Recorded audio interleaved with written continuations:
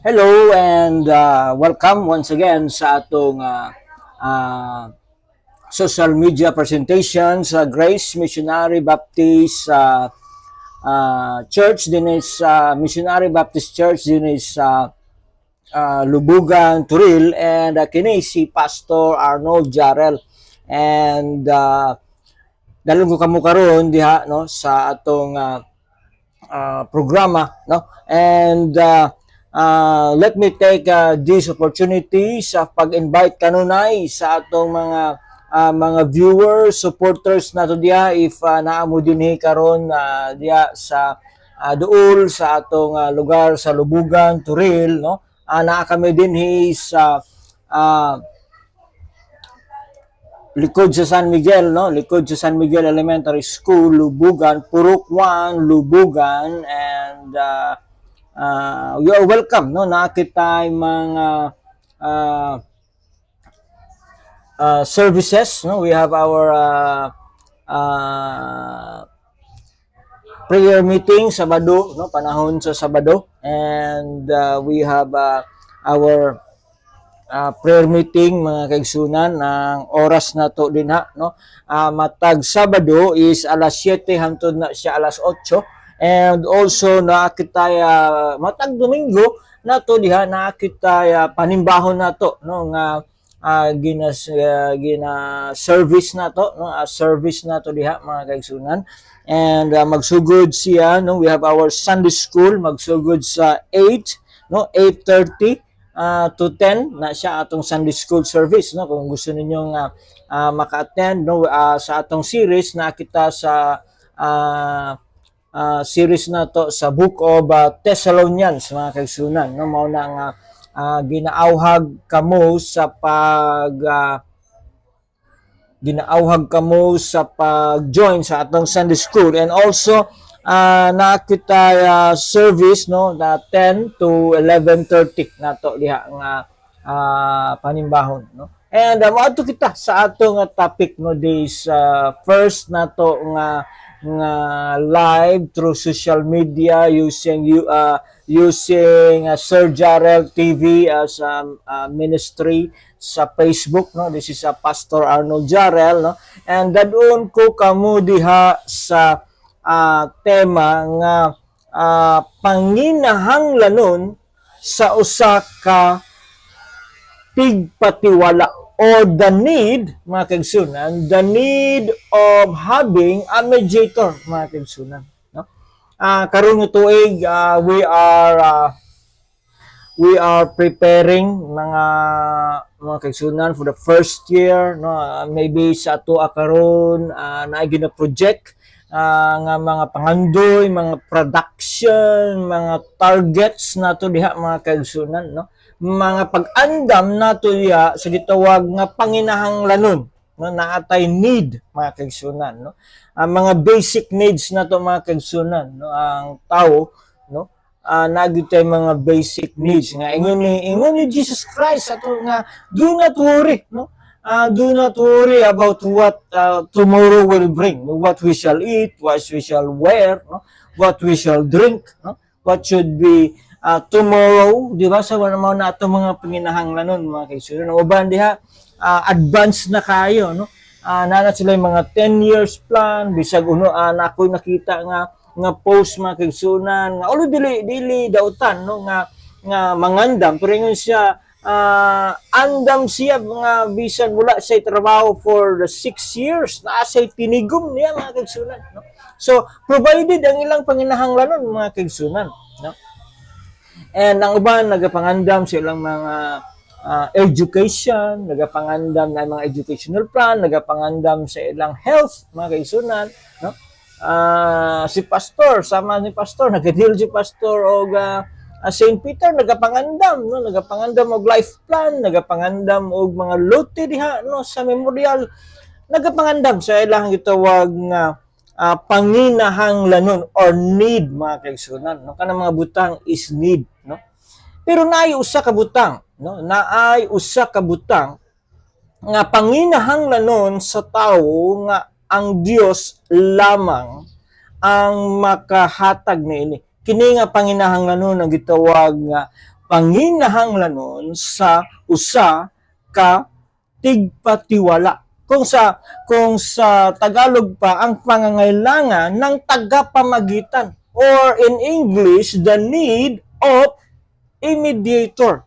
Atong basahan mga kaibigan, I will bring you to the verse diya sa the book of Isaiah chapter 59 verse 2. Mao kini ang giingon dinhi. No?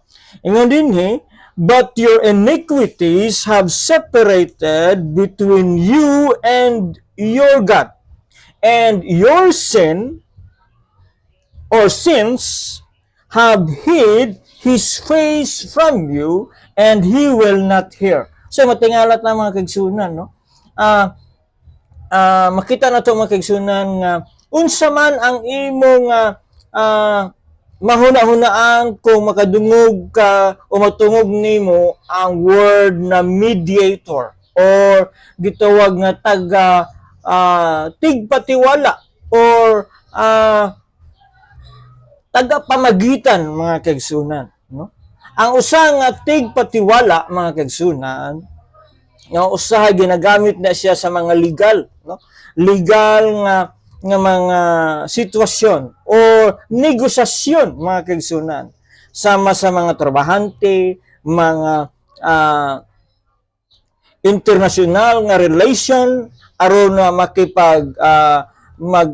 makipag-ayos, no, maplastar ang mga tinguha, no, sa mga nasod, between sa nasod or legal sa isig katao mga kaigsunan na gitawag nga mga trabaho sa mediator or gitawag nga tigpatiwala. Magpatunga na siya mga kaigsunan aron nga makonect ang tanan nga panginahanglanon or usa ka nasod, no, against nasod against nasod aron magkaroon og peace, no, na gitawag nga mediator or tagapagpatiwala, no. Ug susama pud ni ana no makita nato mga kaigsunan sa atong nabasa diha, no, mga kaigsunan nga gikinahanglan nato ang mediator o tigpatiwala, no, tungod, no, mga kaigsunan, tungod sa rason nga makita nato diha nga nabungkag nga relasyon. Nabungkag nga relasyon taliwala sa Dios o sa tao. No mo na atong nabasa ganina. Sa Isaiah, no, sa book of Isaiah, the book of Isaiah chapter 59 verse 2 mo kini ato mabasa sa Cebuano nga version mga kaigsunan. Ang ingon nga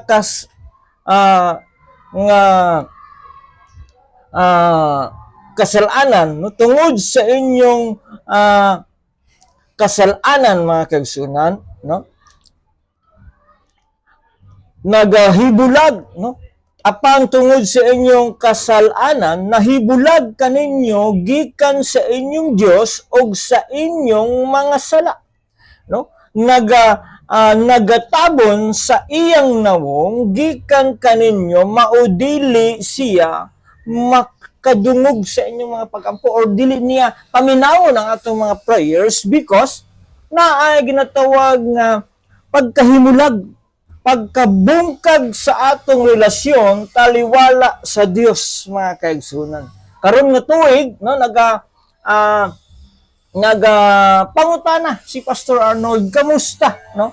Kamusta ang atong pakigrelasyon nato diha sa Dios, no? According sa mga scholars, sa mga nagatuon sa times, now is the season of restoring our relationship and connection nato sa Dios. Kung nanggikinahanglan nato ang tagapagpatiwala or tagapamagitan o mediator tungod kay naputol ang atong connection diha, no, bilang tao, naputol ang atong connection sa Dios tungod sa atong sala mga kaigsunan. and even diha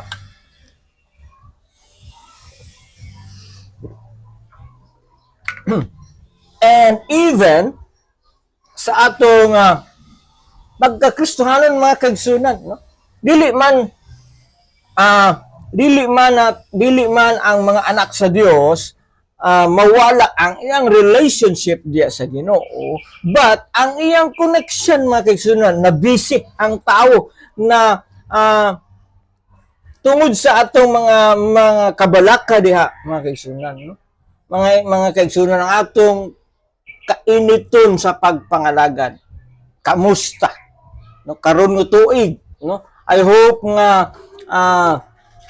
hope nga kung unsa kita ka-committed diha sa una nga higayon nga atong gidawat si Jesus Christ, our first love, the same nga love ang atong nga kuan karon nga tuig mga kaigsunan, no? Dili mawala ang atong first love o kainiton nato diha sa pagpangalagan. But diha mga kaigsunan, sa wala pa kita kang Kristo mga kaigsunan, no? Diha ang pagkinahanglan nato og gitawag nga mediator, no? Because ang balaan nga kasulatan nag-ingon nga adunay pagkahimulag sa relasyon mga kaigsunan. Taliwala sa Dios ug sa tao, no? Gikinahanglan siya o gikinahanglan nga pakig-uli niya nga relasyon, no? Tungod sa atong gitawag nga pagkamakasasala, no? Tungod kay ang Dios maayo ug kini ug ang mga tawo makasasala, no? Dili mahimog sunod or dili ma-straight ang atong relationship diya sa Dios. Mo na ingon diya sa Roma kapitulo 3, no? Bersikulo 23 nag-ingon nga kay ang tanan, no, makasala o kulang sa kaluwasan nga gikan sa Dios mga kaigsunan. Nakabsan kita diya sa himaya sa Dios.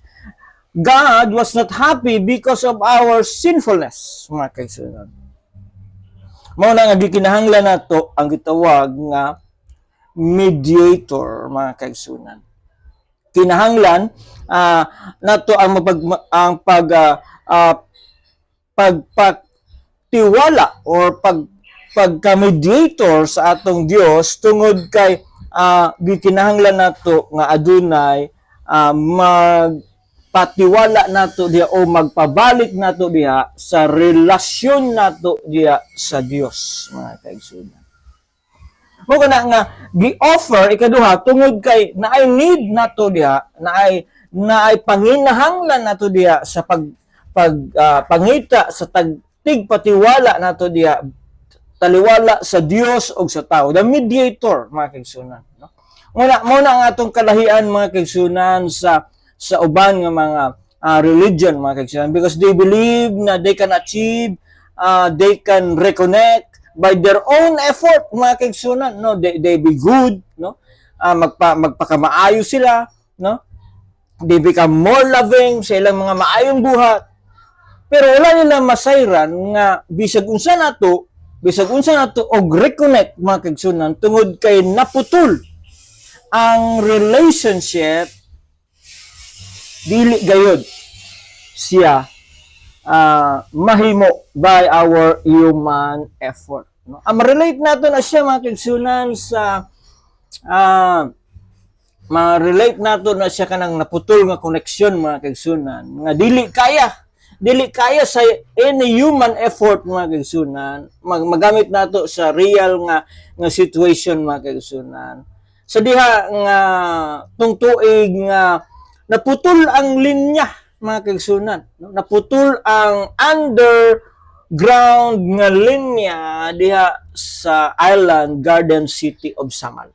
Bisag unsaon sa mga tao mga kaigsunan gusto man magkakuryente, dili siya basta-basta mag-reconnect without the gadget nga mo gamit dito sa ilalom mga kaigsunan, salumon pa siya. So those connections mga kaigsunan nga naputol mga kaigsunan, susama niya na sa atua nga og wala ang intervention sa Dios diya sa atong kinabuhi, dili siya ma-connect, no? Bisag usa pa ito maghilak-hilak ang mga tao diya sa Samar Island pag once na maputol ang fiber optics diya sa ilalom, mga kaigsunan, dugay na siya, no?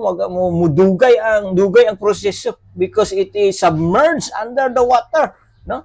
Mao na nga diha na to makita nga naay mga butang nga gikinahanglan nga dili sa atong maayong buhat, dili pinaagi sa atong maayong sa atong effort mauli ang katong connection, no? Gikinahanglan nato og someone that is called tagtigpatiwala, the mediator, nga mao ang mag-connect ka nato ug kana nga mediator mao si Ginoong Hesukristo, mga kaigsunan. Si Kristo mao ang usara, ingon sa balaan nga kasulatan, nag-iisa, usa lamang katigpatiwala, one mediator, mga kaigsunan, no? Mo kini nga ingon diha sa 1 Timothy chapter 2 verse 5 and 6. Busa, no? Ingon siya diha, kay usara ang Dios og usa katigpatiwala tali sa Dios ug sa tanang tawo, mao ang tawo nga si Hesukristo, no? No? Kristo Jesus nga naghatag sa iyang kaugalingon isip usa ka bayad aron malaya ang tanang tawo, no? Matagaan og kagawasan ug nahibalaan sa hustong panahon, mga kaigsunan. Nga si Jesus Christ, mga kaigsunan, is the only mediator nga nagapatiwala sa tao ug sa Dios. Muna asong gikinahanglan nga masayran, mga kaigsunan. No? Kinsa, no, nga tao wala lain kundili si Hesukristo, mga kaigsunan. Og ingon pa diha sa Hebrews chapter 9 verse 15, tungod na ini si Kristo mao ang tigpatiwala sa usa ka bag-ong kasabutan aron ang mga gitawag makadawat og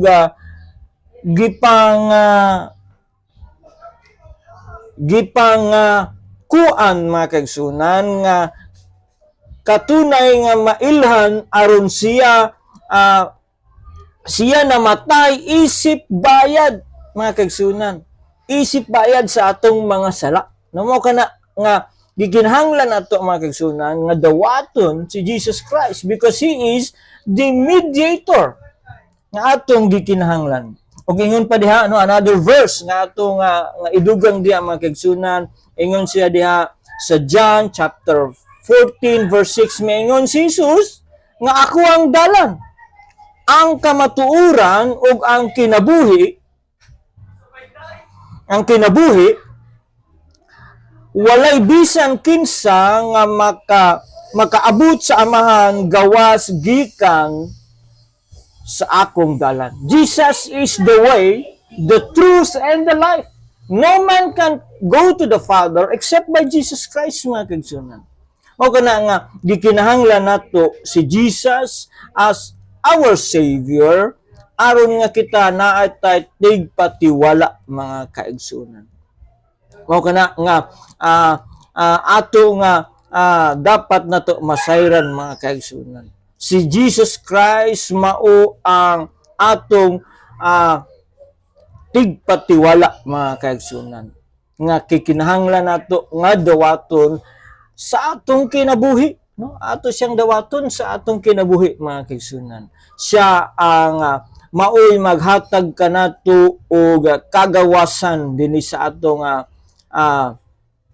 kalibutan, mga kaigsunan, maghatag kanato og inspiration nga karon nga tuig, mga kaigsunan, karon nga bag-o, no? Padayon pa ta nga ingon nga bag-ong tuig tungod kay daghan pa, no? Sa Pilipinas, no, naatay Christmas, tawag na to nga natay New Year, ang ginagamit nato Gregorian calendar, ug naapod tay mga kaigsunan nato nga mga Chinese nga nagagamit og Chinese calendar. So, napatay Chinese New Year, no? Dito sa Pilipinas, no? So, daghan ta og mga tradisyon niya na ang kalibutanon ng mga tradisyon, no? Dili na sa tradisyon sa mga Kristohanon, pero ma-consider pa nato sa year no nga hanggang February pwede pa nimo ma-consider nga New Year kagsunan, no?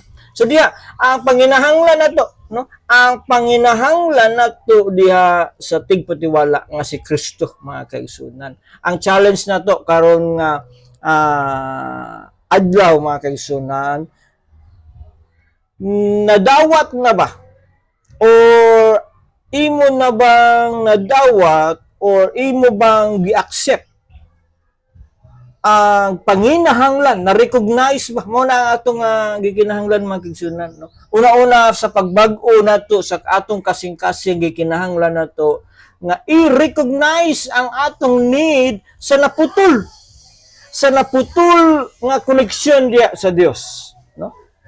Kung wala ka pa yan nakadawat kay Jesus Christ, dawat pa si Jesus Christ. Kung ikaw nahimo ng born again, be reminded of your first love, mga kaigsunan. Wala man naputol ang imong relasyon diya sa Dios, but ang imong koneksyon diya kamusta? Kusog pa ba ang signal diha? Kusog pa ba ang imong kainiton sa pagpangalagad sa Ginoo? Kung ikaw diha wala pa diha kang Kristo, pasiguli pinaagi sa pagdawat diha kang Jesus Christ as your personal Savior. Because Jesus Christ said, "For God so loved the world that He gave His only begotten Son. And whosoever believe on Him will never perish, but have everlasting life." Na everlasting life, nag-promise ang Ginoo, diha alang sa magtuo kaniya. Apan, ang katong mga nagatuo pod, no? Usahay dili mawala ang ilang pagkaanak sa Dios, but ang ilang relationship, ang signal, mga kaigsunan, ang connection, mga kaigsunan, magkahinay na, no?